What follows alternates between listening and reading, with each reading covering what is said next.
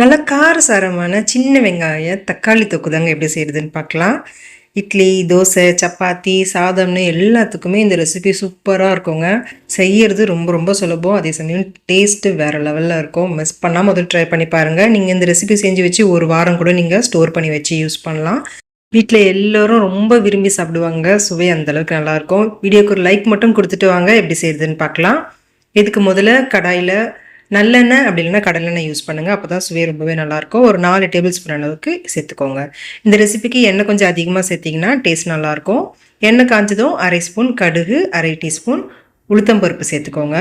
கடுகும் உளுத்தம்பருப்பும் நல்லா பொரிஞ்சு வெந்து வந்த பிறகு இது கூட ஒரு 10 பல்லு பூண்டு நல்லா பொடியாக நறுக்கிட்டு சேர்த்துருக்கேன். நீங்கள் மிக்சர் ஜாரில் சேர்த்துட்டு கொரப்பாக அரைச்சும் சேர்த்துக்கலாம், இல்லைனா இடிச்சிட்டும் சேர்த்துக்கலாம். அடுத்து இது கூடவே 2 பச்சை மிளகாயை பொடியாக நறுக்கிட்டு சேர்த்துக்கோங்க. இப்போ இதை லேசாக நல்லா வதக்கி விடுங்க. பூண்டோட நிறம் மாறி லைட் கோல்டன் கலர் வர வரைக்கும் இதை நல்லா வதக்கி விட்டுக்கோங்க.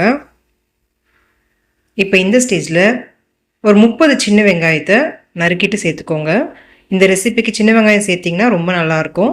இது கூட 2 கொத்து கருவேப்பிலையும் சேர்த்துட்டு நல்லா வதக்கி விடுங்க.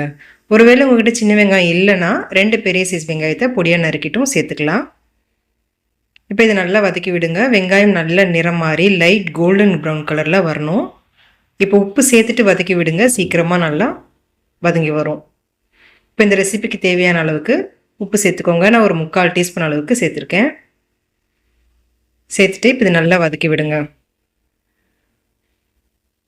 பாருங்கள், இந்த அளவுக்கு லைட் கோல்டன் ப்ரௌன் கலரில் வதங்கி வரணும்.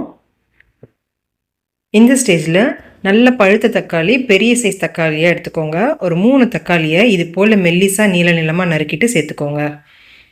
இது போல் நறுக்கிட்டு சேர்க்கும் போது தக்காளி சீக்கிரமாக உங்களுக்கு நல்லா தொக்கு பதத்துக்கு குழஞ்சி வெந்து வரும். இப்போ இது நல்லா கலந்து கொடுத்துக்கோங்க. இப்போ இது லேசாக கலந்து கொடுத்த பிறகு இந்த ரெசிபிக்கு தேவையான மசாலா சேர்த்துக்கோங்க. 1/4 டீஸ்பூன் அளவுக்கு மஞ்சள் தூள், 1 டீஸ்பூன் வெறும் மிளகாய் தூள் சேர்த்துக்கோங்க. நம்ம ஏற்கனவே 2 பச்சை மிளகாய் சேர்த்துருக்கோம். அதனால் உங்கள் காரத்துக்கு ஏற்ப நீங்கள் கம்மியாகவும் அதிகமாகவும் சேர்த்துக்கலாம். இந்த காரம் சரியாக இருக்கும். அடுத்ததாக ஒரு சின்ன ஸ்பூனில் 1 டீஸ்பூன் அளவுக்கு சாம்பார் தூள் சேர்த்துக்கோங்க. இதை இப்போ லேசாக கலந்து விட்டுடலாம். தக்காளி எல்லாம் மசாலாவில் நல்லா குழஞ்சி வெந்து வரணும். நல்லா கலந்து விடுங்க. கைவிடாமல் ஒரு 2-3 நிமிஷத்துக்கு நல்லா கலந்து விட்டிங்கன்னா தக்காளி இந்த அளவுக்கு நல்லா குழஞ்சி வந்துடும் பாருங்கள். இப்போ இந்த ஸ்டேஜில் ஸ்டவ்வை லோ ஃப்ளேமில் வச்சுட்டு ஒரு 1/2 கப் அளவுக்கு மட்டும் தண்ணி சேர்த்துக்கோங்க. தண்ணி அதிகமாக சேர்த்துட வேண்டாம். இப்போ இதை கலந்து கொடுத்துட்டு லோ ஃப்ளேமில் வச்சு ஒரு 5 நிமிஷத்துக்கு கொதிக்க வைக்கலாம். 5 நிமிஷம் கழித்து பாருங்கள், நல்ல எண்ணெய் பிரிஞ்சு தொக்கு பதத்துக்கு சின்ன வெங்காயம் தக்காளி தொக்கு சூப்பராக ரெடி ஆகிருக்கும். இப்போ இது ஒரு முறை நல்லா கலந்து கொடுத்துக்கோங்க.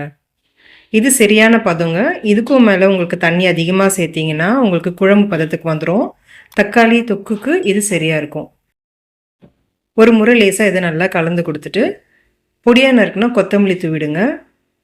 இப்போ ஸ்டவ் ஆஃப் பண்ணிவிடுங்க. அவ்வளோதாங்க, அட்டகாசமான சுவையில் சின்ன வெங்காயம் தக்காளி தொக்கு ரெடி ஆகிடுச்சு. மிஸ் பண்ணாமல் ட்ரை பண்ணி பாருங்கள். இட்லி, தோசைன்னு எல்லாத்துக்குமே ரொம்ப நல்லாயிருக்கும். ட்ரை பண்ணி பார்த்துட்டு எப்படி இருந்துச்சுன்னு சொல்லுங்கள். வீடியோ பிடிச்சிருந்துச்சா லைக் பண்ணிவிட்டு உங்கள் ஃப்ரெண்ட்ஸ் ஃபேமிலி கூட ஷேர் பண்ணிக்கோங்க. Thank you friends.